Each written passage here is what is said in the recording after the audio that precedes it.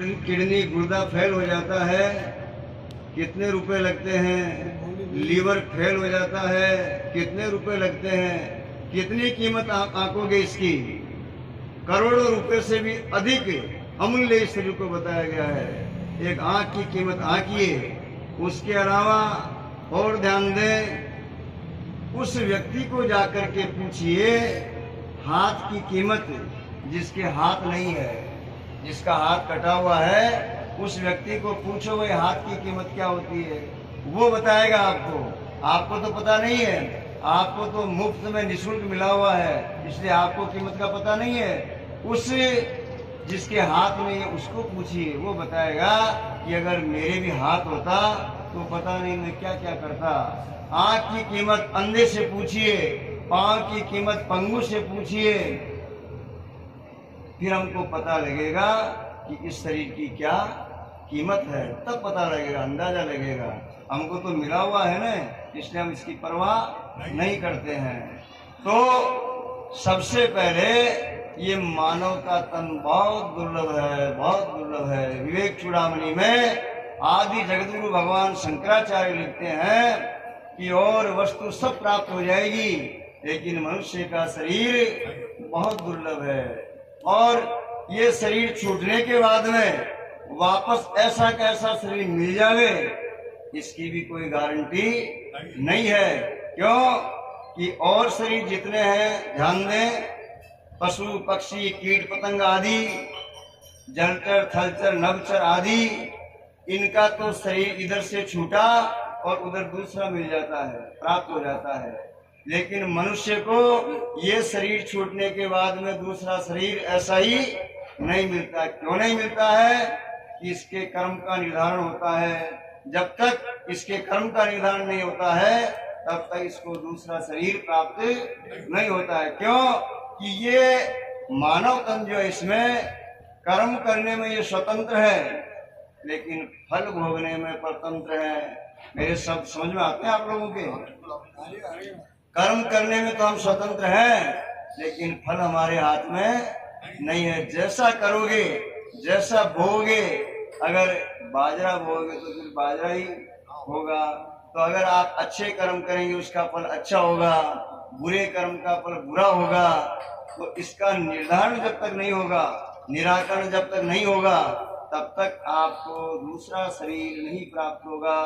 गीता में भगवान लिखते हैं सत्व गुण के संग से देवयोनि प्राप्त होती है, और रजोगुण के संग से मानव तन प्राप्त होता है, तमोगुण तामस के संग से कीट पतंग आदि योनियों की प्राप्ति होती है। तो जैसा जैसा आप कर्म करोगे तो वैसा ही आपको शरीर मिल जाएगा, वैसा ही जीवन मिलेगा। इसलिए कहते हैं सत्यम बद धर्मम चर, अच्छे कर्म करने चाहिए। धर्म के जो 10 लक्षण हैं, क्षमा अहिंसा दया मृदु सत्य वचन तपदान शील स्वस्थ तृष्णा रहित धर्म अंग 10 जान, ये धर्म के जो 10 लक्षण हैं, इनको धारण करना चाहिए। तो आपका अंतःकरण शुद्ध हो जाएगा, आपका मन पवित्र हो जाएगा, आप बुरे कर्म नहीं करेंगे। जिसको ये आभास हो जाए कि ये जहर है, विष है, तो चाहे आप 7 दिन के भूखे हैं, खा लेंगे क्या? आपको जब ज्ञान हो जाएगा कि जिसको मैं खाना चाह रहा हूं ये जहर है, विष है, आप नहीं खाएंगे। क्यों? आपको अपने प्राण प्यारे हैं कि इसको खाते ही मैं मर जाऊंगा, भले भूखा रह जाऊं, लेकिन जहर तो धर्म के 10 लक्षणों को धारण करने से अच्छे बुरे का ज्ञान होता है, सत्य सत्य का बोध होता है। इसलिए कहा गया है कि आप अगर अंतःकरण पवित्र करना चाहते हैं तो अच्छे कर्म कीजिए, निष्काम कर्म कीजिए, उपासना कीजिए, आपका मन पवित्र हो जाएगा। फिर कहा है कि मनुष्य का शरीर दुर्लभ है, और मनुष्य का शरीर मिल भी जावे, सबको मिला हुआ है, मिल भी जावे तो फिर जिज्ञासा होना बहुत दुर्लभ है। जिज्ञासा परमात्मा के प्रति, सत्संग के प्रति, मैं कौन हूँ, कहाँ से आया हूँ, प्रपंच क्या है, मैं कहाँ जाऊंगा, ऐसी जिज्ञासा सबको नहीं होती है। ऐसी जिज्ञासा कोई कोई विवेकी जन जो संस्कारवान होते हैं, जो सत्य लक्षणों को धारण करते हैं, उनको ऐसी जिज्ञासा होती है कि क्या मैं शरीर हूँ, क्या मैं मन हूँ, क्या बुद्धि हूँ, क्या प्राण हूँ, कौन हूँ मैं। परशुराम जी महाराज लिखते हैं, ना कछु दिखे आवता, ना कछु दिखे जात, परशुराम ये जीव की गोलमोल की बात है। परशुराम जी महाराज लिखते हैं, समझिए इसको। देखो, जब जन्म होता है हमारे शरीर का, जैसे ही जन्म होगा तो शरीर के जन्म होने के बाद में हमारी जैसी परंपराएं हैं, व्यवहार में तो हम नावण बोलते हैं, नावण कहते हैं बालक का, और शास्त्र में कहते हैं प्रसूति स्नान। वो माँ स्नान करती है, बालक का भी स्नान होता है, तो उसका नामकरण करते हैं, पंडित जी आते हैं, फिर वो नावण में नामकरण करते हैं, जो भी नाम निकालते हैं, और उसी नाम से उसको बोलने लग जाते हैं। धीरे धीरे वो बड़ा होता है बालक, तो अपने आप को समझ लेता है। किसी का नाम रामलाल निकाल दिया तो उसको राम रामू रामू रामू कहते कहते वो जैसे समझता होगा तो अपने आप को रामू मान लेगा, भाई मैं रामू हूँ। रामू का संबोधन करने से वो आएगा भी, बैठ भी जाएगा। अब विचार करो कि जिस दिन 9 दिन के बाद में जो नावण हुआ, उस नावण में नामकरण संस्कार हुआ, तो जन्म से और 9 दिन के बीच में क्या नाम था उसका, समझ में आ रहा? कुछ भी तो नाम नहीं था, वो तो बाद में नामकरण हुआ, कुछ भी तो नहीं था, कुछ भी नहीं था। और ना कछु दिखे आवता, ना कछु दिखे जात, परशुराम इस जीव की गोलमोल की बात। ये शरीर छूटने के बाद में इसका क्या नाम रह जाता है? किसी के स्वर्गीय लगाते हैं, किसी के ब्रह्मलीन लगा देते हैं, किसी के साकेतवासी लगा देते हैं, सब मिट्टी में मिल जाता है, राख की ढेरी हो जाती है, कुछ नाम नहीं रहता है। ये सारी उपाधि बीच में ही रहती है, और ये बीच में जो उपाधि होती है उसको ही हम मान लेते हैं ये मैं हूं, जबकि हम वह नहीं है। हम शरीर नहीं है, ये नाम रूप वाले हम नहीं है। ये नाम और रूप शरीर का होता है, हमारा नहीं होता है। समझ में आता है कुछ आपके?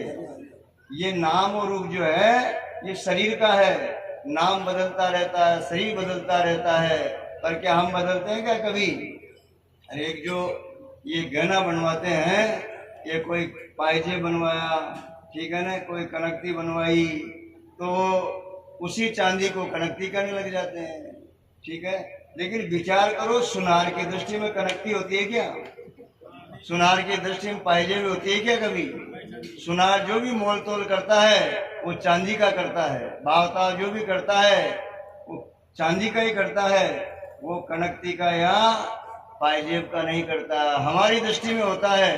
कुम्हार जो बर्तन बनाता है, हमारी दृष्टि के अंदर मटकी होती है, कुंडा होता है, सुराही होती है, लेकिन कुम्हार की दृष्टि में सब माटी माटी होती है। माटी के अलावा अरे भाई कुछ भी ले आप, सब मिट्टी है। ये आकार बन गया है, लेकिन मिट्टी से पृथक कुछ भी नहीं है। अगर सुनार को हम ये कहें कि भाई तेरी चांदी चांदी तो रख ले और पायजेब दे देगा क्या वो? अरे वो वास्तव में चांदी है, चांदी से भिन्न कुछ भी नहीं है। इसलिए हमारा जो स्वरूप है वो भी आत्म स्वरूप ही है, ये शरीर हमारा स्वरूप नहीं है। हमने मान लिया है कि ये रूप हमारा है, लेकिन ऐसी जिज्ञासा होना कि इस रूप से परे, इस शरीर से परे मैं कौन हूँ, सबको जिज्ञासा नहीं होती है। मान लो ये जिज्ञासा हो भी जावे तो इस जिज्ञासा को, इस इच्छा को शांत करने वाले संत पुरुषों का समागम मिलना दुर्लभ है। हम उस बिंदु पे आते हैं जो प्रकरण अभी चल रहा था। इस जिज्ञासा को शांत करने वाले, समझाने वाले श्रोत्रिय ब्रह्मनिष्ठ जो महापुरुष हैं, संत हैं, उनका समागम, सत्संग मिलना बहुत दुर्लभ। ये 3 बातें भगवान जगद्गुरु शंकराचार्य लिख रहे हैं, ये 3 बातें बहुत दुर्लभ है। और जिसके जीवन में ये 3 बातें आ जाती है तो फिर वो धन्य हो जाता है। उसका मानव तन ये चार जो वर्ण हैं, ब्राह्मण, क्षत्रिय, वैश्य, शूद्र, चार आश्रम हैं, ब्रह्मचर्य, गृहस्थ, वानप्रस्थ, संन्यास, ये चाहे कोई भी हो, जब तक ये प्राप्ति नहीं होती है उनका जन्म लेना सार्थक कभी भी नहीं होता है। तो सबसे जो साधारण क्लास है और सबसे ऊंची भी है, ये जो आत्मज्ञान है बहुत ऊंचा है, बहुत दुर्लभ है, लेकिन सबसे पहले क्या मिलनी चाहिए? भगवान शिव कह रहे हैं, बार बार मर मांगहूं हर्षि देव श्री रंग, पद सरोज अनपायनी भक्ति सदा सत्संगी। अर्थात मुझे मिले तो सदा सत्संग मिलनी चाहिए। अचल राम जी महाराज कह रहे हैं, दिलाना प्रभु सदा हमें सत्संग, हमें सत्संग। और तो और कबीर जी भी कह रहे हैं, संत कबीर जब बैकुंठ की उनकी आई तो वो कहते हैं, राम बुलावा भेजिया दिया कबीरा रोय, जो सुख है सत्संग में सो बैकुंठ ना होय। जो सुख जो है, जो आनंद है, वो साधु संग में, सत्संग में है, वो बैकुंठ में नहीं है। बैकुंठ में तो यहाँ से भी ज्यादा मामला गड़बड़ है।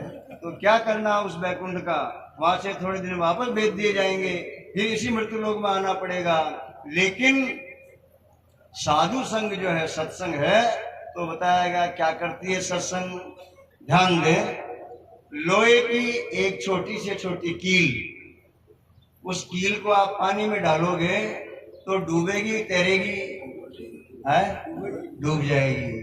और उसी कील को कोई लकड़ी के टुकड़े में फंसा करके और फिर पानी में डालोगे, है, गिर जाएगी। चाहे कितनी मोटी वो जो लकड़ियां फाड़ते हो, छेनी बोलते हो ना, उसको भी आप लकड़ी के टुकड़े में डाल करके और फिर पानी में छोड़ोगे तो वो तैर जाएगी।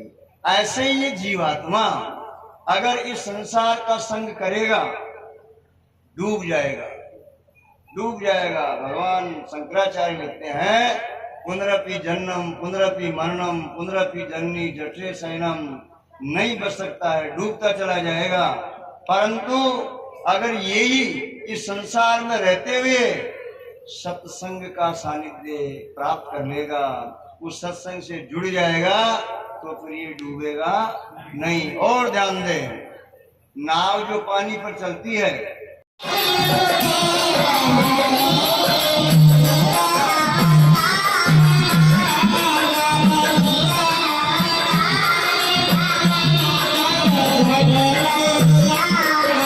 Thank you.